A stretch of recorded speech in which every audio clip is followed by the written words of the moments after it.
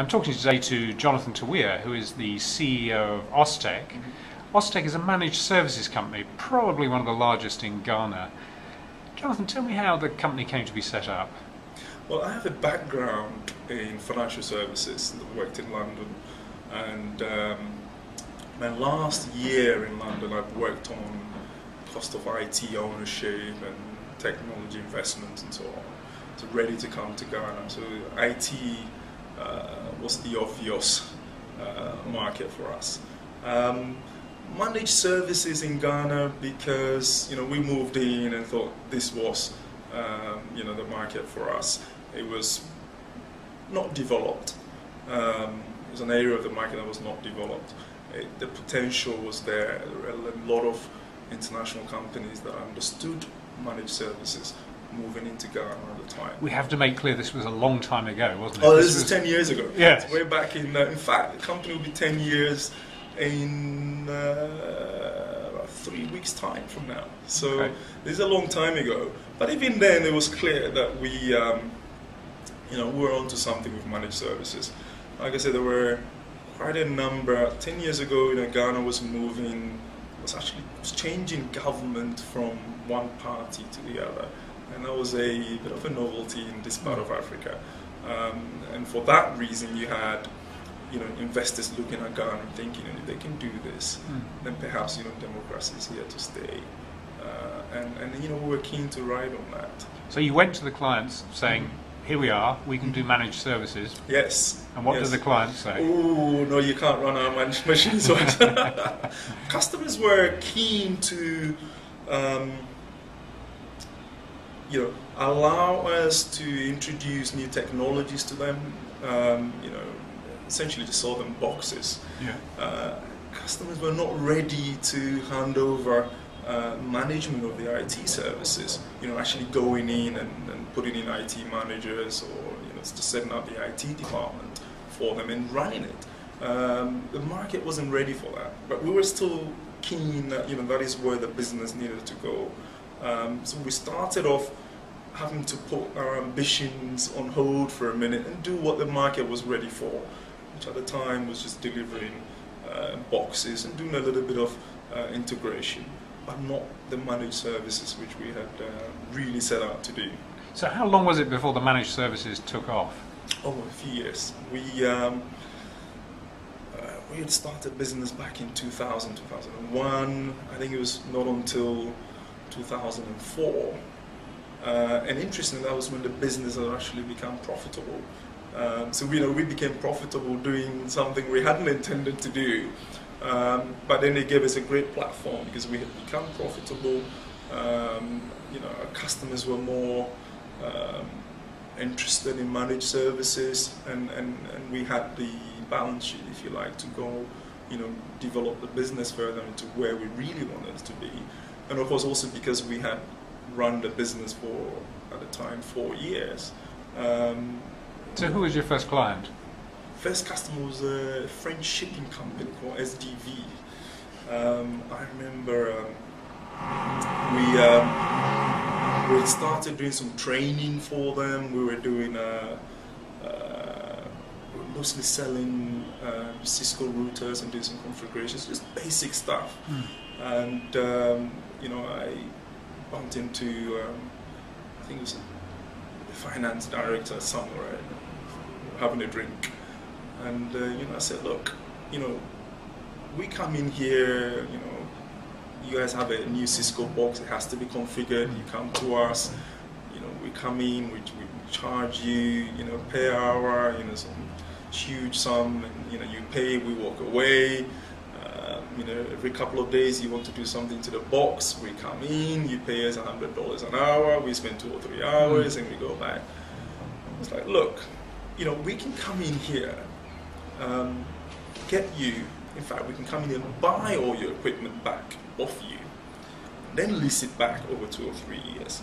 When we do that, we can also place an IT manager in here, and then all these guys that you have on $100 an hour from our office, they would all be in our back office, and when they're needed on site, they come in, they do their stuff, they go back, and it's all part of this one single monthly fee that you pay. So and then he nodded and thought, I think we're ready for this. And then it took like a year of discussing the contract, but that was our first contract. And then so we've gone on to some pretty interesting stuff. So how many clients have you got now? Well, we have we've sort of split it into companies that we're doing real managed services for, and these will be companies that we that own all the IT hardware, and we have maybe 2 or 3 full-time IT staff on site, 50 plus. And then you go on to companies that we work with, and it's just on a call-out basis, and that will be a few dozen as well in this market. So for an environment or a market the size of what Ghana is, and when you look at the approach to handing over your IT investment, to a third party that we walked into. I think we've done pretty well over the last few years to develop the business to where it is now, where you have some of the largest telcos in this town, coming to us, and thrusting, it's a $5 million project to bring up a data center, and then in fact build the thing first. So we built this thing. So who have you built the data center for? Built data center for. In fact, our first one, which is the DR site, was for one of the banks, and this is going back about 4 years. It's a fairly small one, and we've done a couple of other ones in the middle. But the largest one we've done recently was for Vodafone, and we've built what Vodafone sees as Vodafone International Standard Data Center for them here.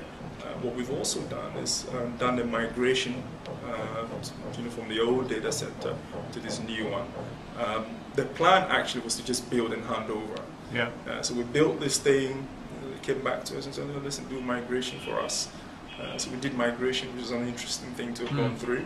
And then so we did migration and thought, okay, job done, good experience, let's go and do another one. And then they came back and said, look, guys, we'd like you to actually come in here and manage it 24/7. So you've now got a contract. We've got a contract. We've got a team of engineers in there working 24/7, managing the data center, running, critical services out of that building for Vodafone. So do you just operate in Ghana, or do you operate in other countries? We have agency companies or sister companies that we work with in Cote d'Ivoire, and in Togo, Benin, Mali, Gabon. One of the things we're doing currently, one of the projects we're working on, is a mesh, VSAT connectivity mesh solution for a French, it's actually a Belgian plantation company.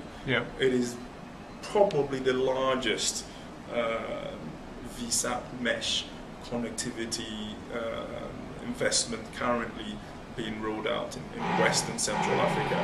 We're very proud to be doing that, and it's and that's presumably for remote locations. It's remote locations. It's all plantations, so it's extremely remote. It's as you know, VSAT is probably the most reliable and the only solution that you can take, to remote places, especially in Africa. We're really privileged to be doing that. We've been right up there when it comes to sort of VSAT solutions. We've done some pretty large VSAT rollouts with the UN across Africa. So this one is up there with it. So why is Ghana a good place to operate for your kind of business? Well, for me, Ghana is home.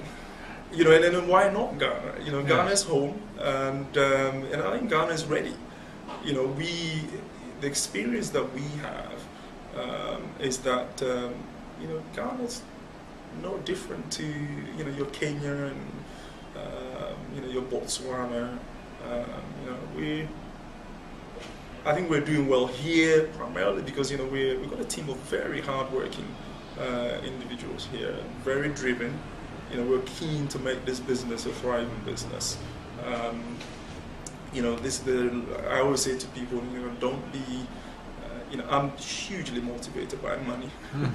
You know, and I always say to people, it's not a bad thing to be motivated by money. You know, money is not everything, but it's very important.